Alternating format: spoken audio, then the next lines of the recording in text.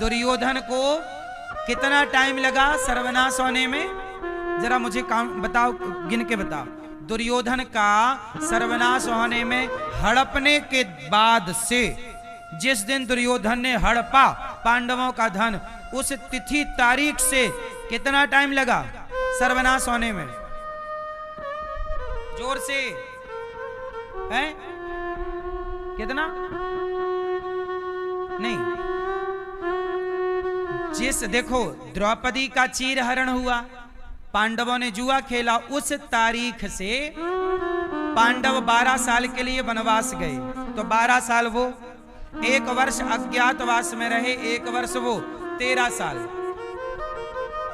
सुनो, 14वें साल महाभारत चालू हो गया। तो जिस दिन पांडवों का कौरवों ने धन हड़पा, उस तारीख से अगले 14 साल के अंदर सर्वनाश हो गया।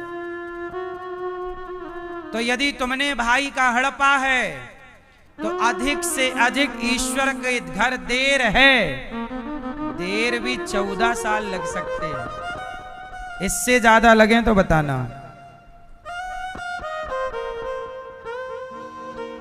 इसलिए मैया भैया, बेईमानी का, किसी भाई का, बाप भाई का, भतीजे का, रिश्ते का, पड़ोसी का, दुनिया किसी का मत खाओ। जो तुम्हारा है उसको लड़कर के लो।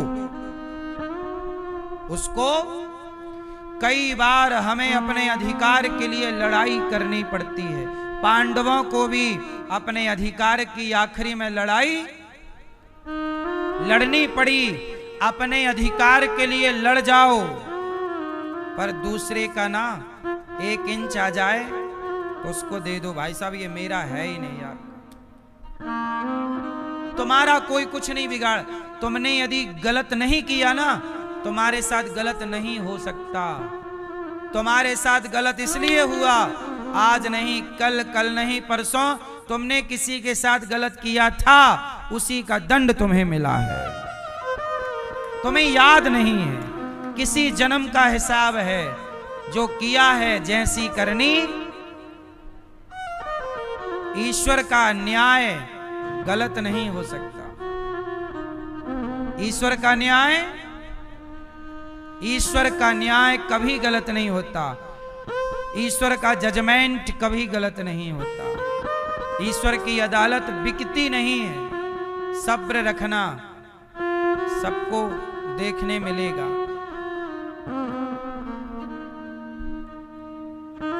मेरी मां, महाभारत का युद्ध हुआ, इसलिए कहता हूं हर बाप से कि जल्दी से आप अपने बेटों का बंटवारा सही सही कर दो। मरने से पहले बांट दो। यदि तुम बांटे बिना मर गए तो तुम्हारे बच्चे आपस में लड़के मर जाएंगे। महाभारत चालू हो जाएगा, हाँ या ना? तो आपने बंटवारा वगैरह कर दिया कि नहीं?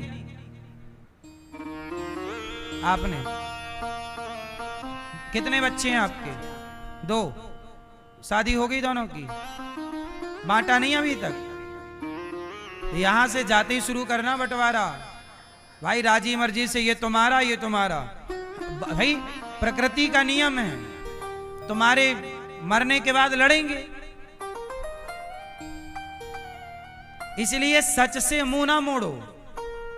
सच जैसा है उसे वैसा ही स्वीकार करो। बंटवारा तो भगवान राम और शत्रुघ्न जी को भी भगवान ने मथुरा का राजा बनाया था। बंटवारा तो राम, लक्ष्मण, भरत, शत्रुघ्न में भी हुआ। भले भैया भरत जी ने नहीं स्वीकार किया कुछ, पर राम जी ने सबको दिया तो अधिकार कि भाई ये तुम्हारा, ये तुम्हारा। तो बंटवारा तो अटल सत्य है। इसलिए वो लड़कर के अलग हो, प्यार मोहब्बत से अपना कमाओ खाओ, एक दूसरे के काम आओ, प्यार से रहो, पर अपना अपना करो, खाओ, अपना अपना सुखी रहो।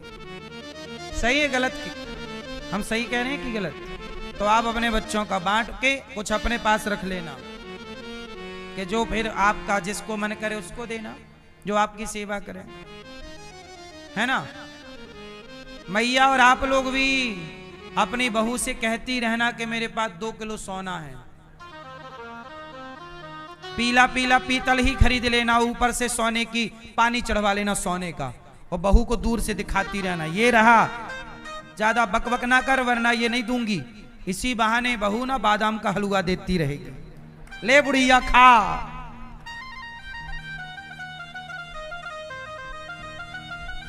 आजकल पैसा है तो सम्मान है, पैसा नहीं तो सम्मान नहीं। ये बात कड़वी है पर यही यथार्थ है, ये समय ऐसा चल रहा है। बोलो हाँ। इसलिए मैया ये मत कहा करो कुछ नहीं है, नहीं, पीतल के 2-4 किलो पीतल में सोने का पानी चढ़वा लो।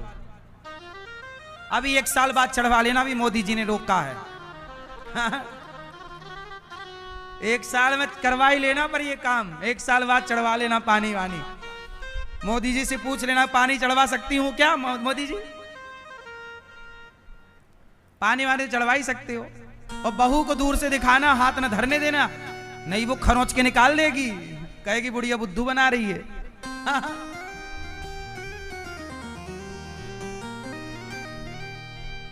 है मैया सही आपके पास है 2 किलो सोना?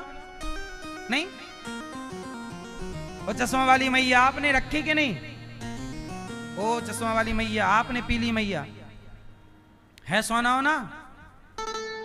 करती हैं माता पिता की तरह। हर तरह के समाज में लोग होते हैं, बहुत अच्छे भी होते हैं जो बिना स्वार्थ के सेवा करते हैं और सब कार्य करते हैं, पर कुछ रिश्ते आजकल स्वार्थ के भी हैं, इससे भी नकारा नहीं जा सकता। सही है गलत है? इसलिए आप लोग अपने घर का ऐसा हिसाब किताब करना कि घर में आपस में लड़ाई की स्थिति उत्पन्न ना हो, विवाद ना हो, क्योंकि विवाद होने पर घर और घर के लोग बहुत पीछे चले जाते हैं, आपकी तरक्की आपकी ग्रोथ रुक जाती है। जहां लड़ाई है वहां व्यक्ति तरक्की नहीं करेगा। अब देखो ना, अमेरिका ईरान की लड़ाई की केवल अभी लड़ाई चल नहीं रही है, लड़ाई के हालात बन रहे हैं, हालात मात्र से पूरी दुनिया में प्रभाव पड़ रहा है। हाँ या ना? मतलब लड़ाई से कभी किसी का फायदा, लड़ाई से जब होगा तब नुकसान ही होगा। और ये लोग भी ना लड़ रहे हैं ना निकल रहे हैं, अच्छे से लड़ भी नहीं रहे हैं अमेरिका लोग। ये नहीं कि लड़बड़ के खत्म करें, नहीं, ना उगला जा रहा है ना लीला जा रहा है। हाँ? लड़ भी नहीं रहे हैं, ओ रास्ता बंद कर रखा है डीजल पेट्रोल वाला। हाँ या ना? अरे लड़ाई वड़ाई करो तो अच्छे से करो, दम वाली। ये क्या नहीं बात कर रहे हैं, सुलह करे, अरे सुलह भी तुमसे हो कहां रही है? ना सुलह ही कर पा रहे हो, ना लड़ ही पा रहे हो, ना घर के रह रहे हो ना घाट के रह रहे हो। पूरी दुनिया और परेशान हो रही है, हमारी माताएं परेशान है। हमारा जन्मदिन आने वाला था, कुछ गिफ्ट मिलता था, सोने की अंगूठी मंगोटी, वो भी चली गई। अब पति बोल रहे हैं कि मोदी जी ने मना किया, खरीदो मत लो। अब पति के पास बहाना आ गया। बोलो हाँ। कुल मिलाकर के क्रांति, देखो महाभारत भी एक क्रांति है।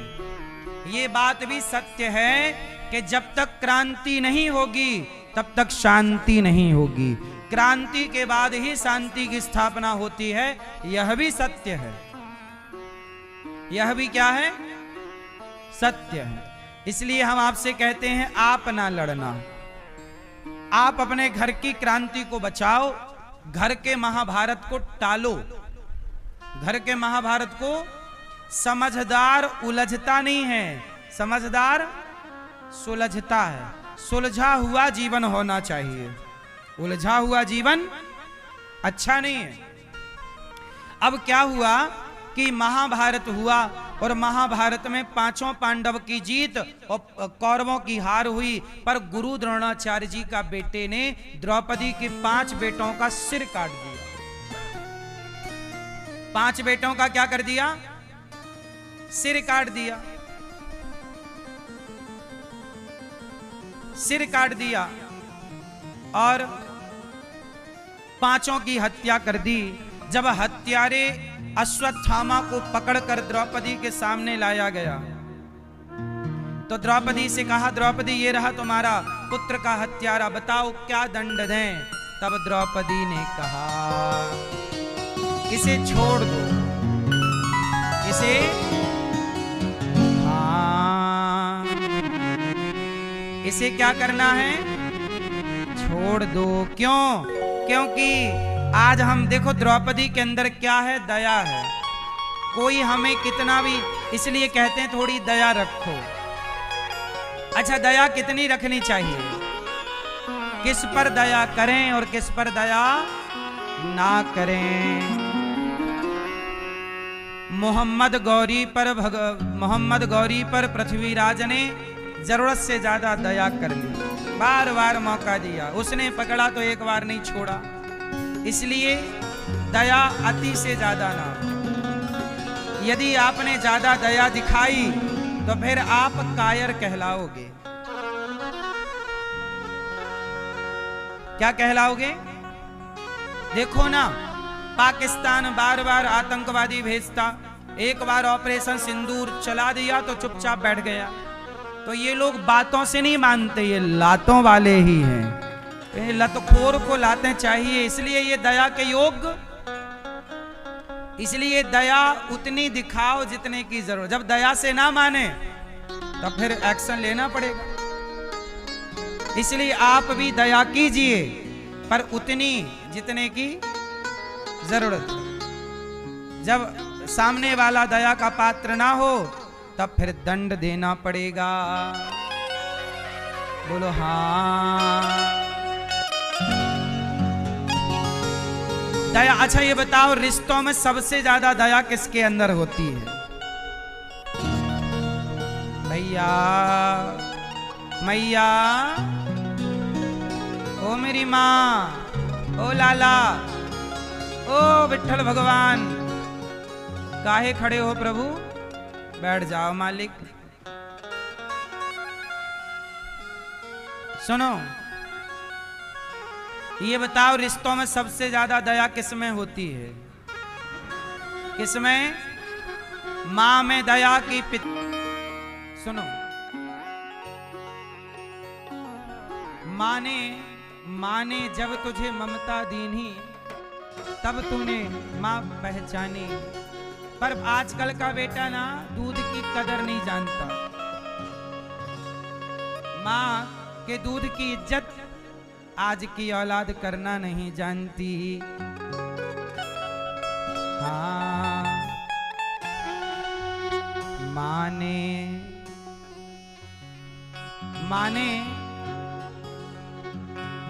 पर बेटा तूने दूध की कदर न जानी।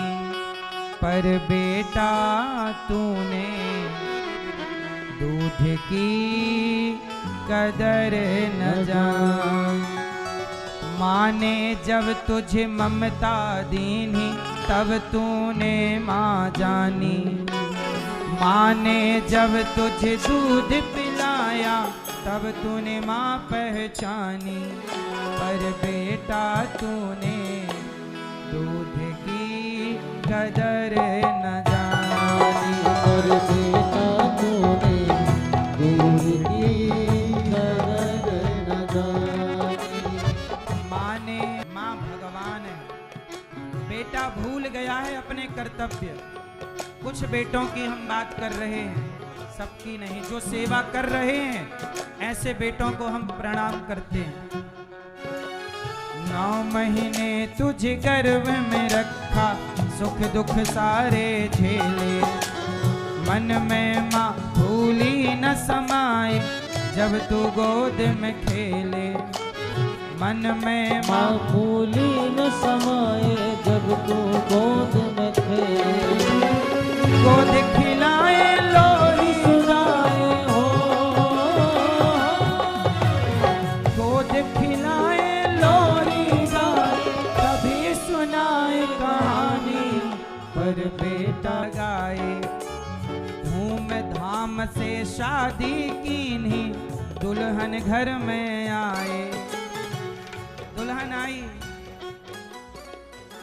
जा दिन से घर दुल्हन आई ओ, जा दिन से घर दुल्हन आई, फिर क्या क्या हुई कहानी, पर बेटा तूने दूध की कदर न जाने, पर बेटा तूने दूध की कदर न जाने। माँ ने शादी की, विवाह किया, फिर क्या हुआ, माँ का बुढ़ापा आया। और जब बुढ़ापा आया तो सुनिएगा, चौथे पन का हुआ सहारा, माँ ने आस लगाए। चौथे पन का हुआ सहारा, माँ है आस लगाई। मरते दम माँ पानी मांगे, बेटा पास न आए। मरते दम माँ पानी मांगे, बेटा पास न आए। ये जो भजन में लाइनें हैं ना, मैं इन लाइनों को बहुत करीब से जानता हूँ। कुछ दिन पहले हमारी एक माँ, एक दिन मेरी माँ के मैं पाँव दबाने गया, माँ की सेवा करने जाता हूँ, तो मैंने माँ के पाँव दबाए तो माँ रो रही थी। तो मैंने कहा कि माँ क्या हुआ, क्यों रो रही हो? तो माँ ने कहा कि बेटा अब मुझे लग रहा है कि मैं जल्दी ही चली जाऊंगी। मैया को सांस की बीमारी थी, अस्थमा था। हम लोगों ने दवाई तो खूब कराई, पर सांस लेने में दिक्कत थी। तो मैया को लगा कि अब मैं मर जाऊंगी। तो मैया रो रही थी कि एक बार मुझे अपने बेटे की आवाज़ सुननी है। सोचो, एक माँ अपने बेटे की आवाज़ सुनने को तरस रही। तो मैंने कहा माँ कोई बात नहीं, मैं आपके बेटे से बात कराता हूँ। तो मैंने फ़ोन लगाया, माँ के बेटे को स्पीकर पर किया। मैंने कहा भैया मैं गौरी गोपाल से बोल रहा हूँ और यहाँ आपकी माँ रहती हैं, आपकी माँ का मन है, वो आपसे बात करना चाहती हैं और उन्हें सांस की बीमारी है। अब बहुत लंबा टाइम नहीं है उनके पास, आप आओ अपनी माँ का दर्शन करो और ये लो बात करो। तो बेटे ने बोला, माँ कुछ कहती, बेटे ने बोला खबरदार आइंदा हमें फोन मत लगाइएगा, हमारे लिए तो हमारी माँ मर चुकी है, कोई हमारी माँ नहीं है। ये बात स्पीकर था ही मोबाइल पे, माँ ने सुन ली, माँ रोने लगी।